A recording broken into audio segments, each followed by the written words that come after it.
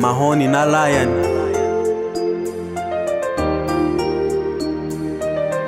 Mukunzi uri mwiza kandi uko uteye ni neza, untera gutekereza uko byasa kose baby ga ntawakumbuza. Ndakubura nkatekereza nkibaza nawe niba huri untekereza.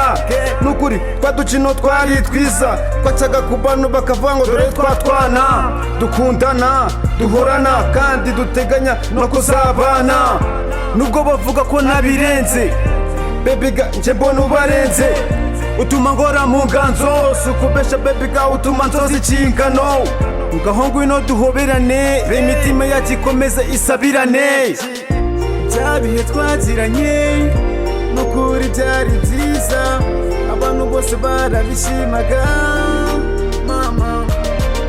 Byanguraga ku mutima bikantera kugutekereza mukunzi wacu, mukunzi wacu. Baby va mu Rwagasabo gane mu rwa Lion, ngwino ngufate neza nguha amata n'umugati. Abashaka kudutanya bo tubagaraguza agati kumbera amaraso maze nkumanuriye mu mitsi. Ibuka life twabayemo turi school, tadukino twakinaga twiruka amareturu, gupasa agapipa twicaranye muri concours. None nsigaye nsaba Imana iturinda amapingu, umunsi urageze ngwino dukore marriage. Nkurindira ibirenge shonga aho nyita shoes, nkurindira umubiri wose ndi umunyamideli. Izo retires duteranya ta muri puberi mukobwa mbona nkibagirwa ko ndi Lion. Ngwino nkwibutse rwa rukundo ndyame muri chest, ndi umwami w'ishyamba ndakubona nkamera nk'abandi. Alice nkweretse ko ngukunda wavugiye iki, ngwino nkwereke rwa rukundo rwemera iyo disi.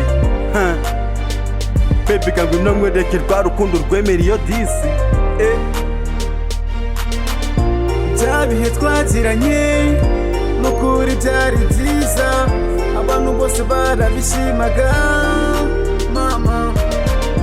Byanguraga ku mutima bikantera kugutekereza mukunzi wacu, mukunzi wacu. Bya bihe twagiranye nukuri byari byiza, abantu bose barabishimaga mama. Byanguraga ku mutima bikantera kugutekereza mukunzi wacu, mukunzi wacu.